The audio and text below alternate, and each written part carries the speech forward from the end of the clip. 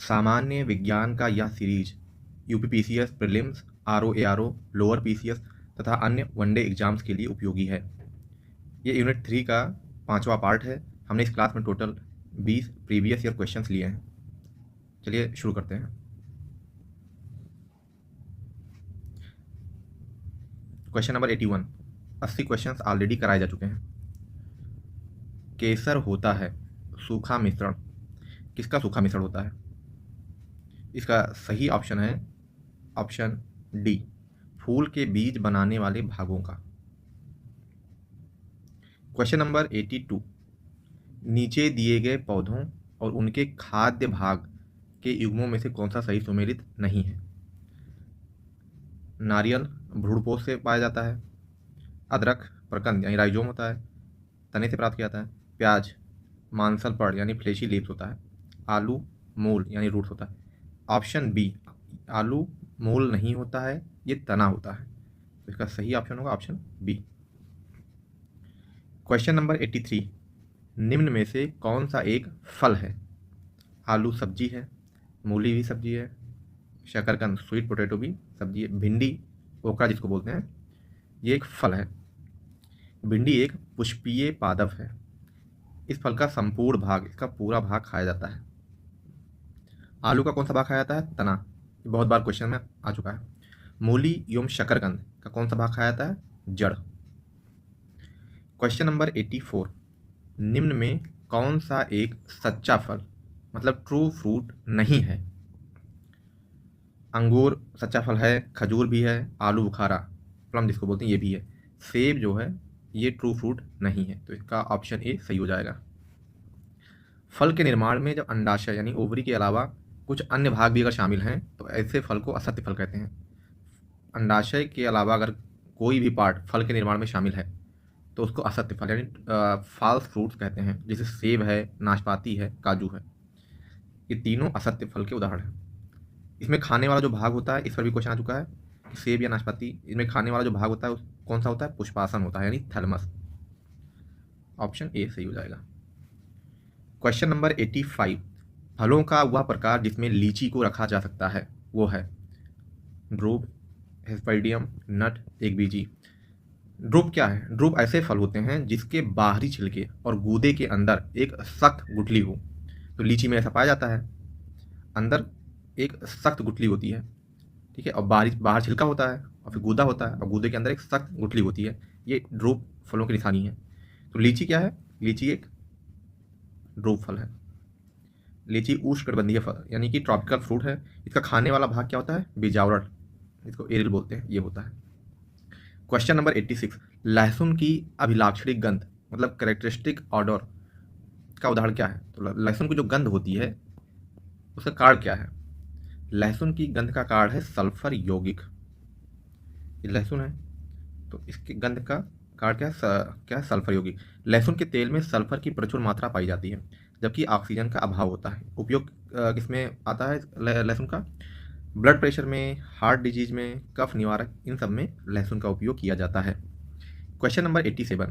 प्याज के छिलके उतारने पर आंसू आते हैं क्योंकि प्याज निष्कासित करते हैं। प्याज ऐसा क्या निष्कासित करते हैं कि जब प्याज का छिलका उतारा जाता है तो आंख में आंसू आ जाते हैं? वो है ऑप्शन सी, सल्फेनिक अम्ल। सल्फोनिक नहीं, सल्फेनिक अम्ल। ये प्याज है, प्याज काटने पर सिंथेज एंजाइम निकलता है। सिंथेज एंजाइम निकलता है, ये क्या करता है? प्याज में उपस्थित एमिनो अम्ल सल्फाक्साइड को सल्फेनिक अम्ल में बदल देता है। सिंथेज एंजाइम निकलता है, ये प्याज में उपस्थित एमिनो अम्ल को सल्फाक्साइड जो होता है एमिनो अम्ल सल्फाक्साइड, इसको सल्फेनिक अम्ल में बदल देता है। अब ये सल्फेनिक अम्ल क्या करता है? ये लैक्रिमल ग्लैंड्स को इरिटेट करके आंखों में से आंसू उत्पन्न करता है, इसीलिए प्याज काटने पर आंखों से आंसू आते हैं। Question number 88। मिर्च की जो तीक्ष्णता होती है इसको बोलते हैं पंजेंसी। तो मिर्च इतना तीखा क्यों होता है? इसका क्या कारण है? इसका कारण है कैप्साइसिन की उपस्थिति, ऑप्शन सी।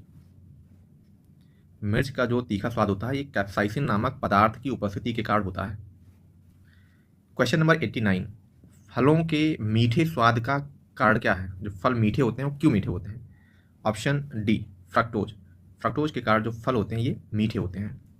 फ्रक्टोज क्या है? ये फल शर्करा है, बहुत बार क्वेश्चन में आ चुका है ये मोनोसेक्राइड होता है। Question number 90।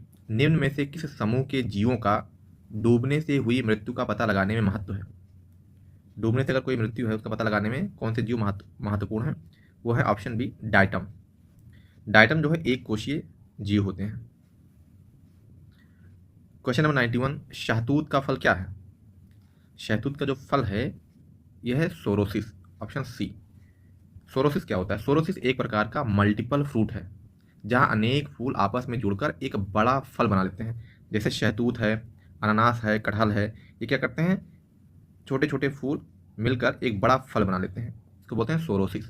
तो शहतूत क्या है? ये भी सोरोसिस है।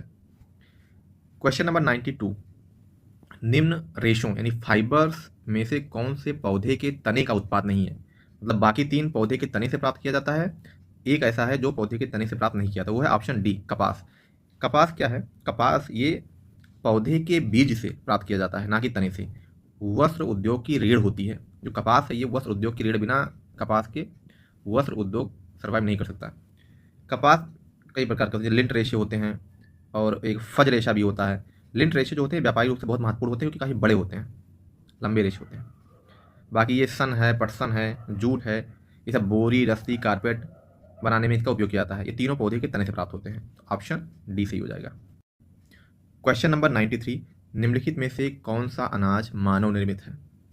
इसका सही ऑप्शन है ऑप्शन सी ट्रिटिकल। ट्रिटिकल जो है ये मानव निर्मित अनाज है।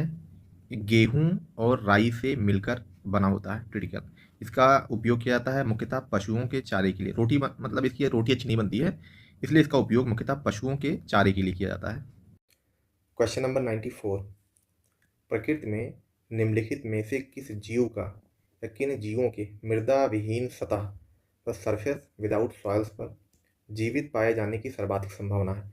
मतलब ऐसे जीव जो बिना मिट्टी के सर्वाइव कर सकते हैं, वो है लाइकेन और मास। ऑप्शन सी 2 और 3। लाइकेन जो है ये फंगी और एल्गी से मिलकर बने होते हैं। लाइकेन कवक और शैवाल से मिलकर बने होते हैं। कवक एवं शैवाल का जो संबंध है वो परस्पर सहजीवी यानी कि सिम्बायोसिस जैसा होता है। कवक क्या करता है? ये शैवाल को जल, खनिज, लवण और विटामिन उपलब्ध कराता है, जबकि शैवाल कवक के लिए क्या करता है? प्रकाश संश्लेषण द्वारा कार्बोहाइड्रेट का निर्माण करके कवक को उपलब्ध कराता है। इसीलिए लाइकेन के विकास के लिए मिट्टी आवश्यक नहीं होता है। लाइकेन जो है ये प्रदूषण सूचक मतलब एयर पोल्यूशन इंडिकेटर के रूप में भी कार्य करता है, क्योंकि जहाँ पे पोल्यूशन ज़्यादा होता है वहाँ लाइकेन ग्रो नहीं कर पाता। मास क्या है? ब्रायोफाइटा है। ये अवैस्कुलर होता है, मतलब इसमें रक्त वाहिका नहीं होती है। बिना पुष्प वाला पौधा होता है ये। इसे पुष्प नहीं होता है, तना होता है, रूट्स प्रॉपर नहीं होती हैं। वनस्पति जगत का उभयचर कहलाता है ये। फन जो है ये वैस्कुलर टिश्यू इसमें उपस्थित होता है। मशरूम जो है फंगी एक क्लोरोफिल रहित होता है, पूर्णतः परपोषी होता है, जैसे अगैरिकस है। क्वेश्चन नंबर 95, मरुस्थलीय पौधों की जड़ें हैं वो लंबी होती हैं क्योंकि मरुस्थलीय पौधों की जड़ें लंबी होती हैं क्योंकि जड़ें जो हैं ये पानी की तलाश में लंबी हो जाती हैं। ऑप्शन बी सही है। क्वेश्चन नंबर 96, मरुस्थल में फेटोफाइट्स मिलते हैं यानी ऐसे पादप जिनमें फेटोफाइट्स वह पौधे हैं जिनकी जड़ें बहुत गहराई तक जाकर भूजल स्तर से सीधे जल प्राप्त करती हैं। ये है फेटोफाइट पौधा। अब इसकी जड़ें इतनी गहराई तक जाकर भूजल स्तर से डायरेक्ट जल प्राप्त करती हैं। ये शुष्क और अर्ध शुष्क क्षेत्रों में पाई जाती हैं। तो इसका सही ऑप्शन होगा ऑप्शन सी, लंबी मूसला जड़ें होती हैं फेटोफाइट्स। क्वेश्चन नंबर 97 है, शुष्क जलवायु में भली भांति अनुकूलित पेड़ पौधों को कहते हैं। ऐसे पेड़ पौधे जो शुष्क जलवायु में बहुत अच्छे से ग्रो करते हैं, अडेप्ट कर लेते हैं शुष्क जलवायु को, उनको कहते हैं मरूदभिद यानी जीरोफाइट। ये है जीरोफाइट। वाष्पोत्सर्जन कम करने के लिए इनकी जो पत्तियां होती हैं देखो ये कांटे की तरह परिवर्तित हो जाती हैं। एक गहरी एवं विस्तृत जल प्रणाली होती है इसमें पानी के लिए, ये बहुत ही गहरे तक जाती हैं। जैसे नागफनी है, मदार है, ये सब जीरोफाइट है, मरूदभिद। क्वेश्चन नंबर 98 है, मरुभूमि के पादप मतलब डेजर्ट प्लांट्स अधिकतर होते हैं। जो डेजर्ट प्लांट्स होते हैं अधिकतर क्या होते हैं? ये मांसल यानी सक्यूलेंट होते हैं। सक्यूलेंट मतलब मांसल या रसदार। ये ऐसे पौधे हैं जिनमें जल संचयन हेतु विशेष ऊतक विकसित होते हैं, जिससे वे शुष्क परिस्थितियों में भी जीवित रहते हैं। ये देखिए ये मांसल रसदार होते हैं और इनमें जल संचय हेतु विशेष ऊतक विकसित होते हैं। क्वेश्चन नंबर 99 है अधिपादप यानी एपिफाइट्स वह पौधे हैं जो अन्य पौधों पर निर्भर हैं। किस चीज़ के लिए निर्भर हैं? अधिपादप जो होते हैं ऐसे पौधे जो दूसरे पौधों पर किस चीज़ के लिए निर्भर हैं? ऑप्शन सी यांत्रिक अवलंब के लिए, मतलब मैकेनिकल सपोर्ट के लिए। जैसे ये है पौधा, ये पौधा अधिपादप भले ही दूसरे पौधे पर उगते हैं लेकिन ये अपना भोजन स्वयं बनाते हैं। ये देखिए, ये दूसरे पौधे पर उगा है लेकिन ये अपना भोजन स्वयं बनाता है क्योंकि इसमें क्लोरोफिल उपस्थित होता है। ये इनकी जो निर्भरता होती है सिर्फ मैकेनिकल सपोर्ट के लिए होती है। इन्हें वायवीय पादप मतलब एरियल प्लांट भी कहा जाता है क्योंकि इनके लिए मृदा की आवश्यकता नहीं होती इनको रोकने के लिए, जैसे ऑर्किड्स के पौधे। लास्ट क्वेश्चन है क्वेश्चन नंबर 100। पौधे जो नमक युक्त मिट्टी मतलब सलाइन सॉइल्स में भी उगते हैं उनको क्या कहते हैं? ऐसे पौधे जो नमक युक्त या लवण युक्त मिट्टी में उगते हैं उनको कहते हैं हेलोफाइट। Option B. लवण मृदोद्भिद मतलब हेलोफाइट ऐसे पौधे हैं जो उच्च लवणता युक्त जल या मृदा में उगते हैं। धन्यवाद।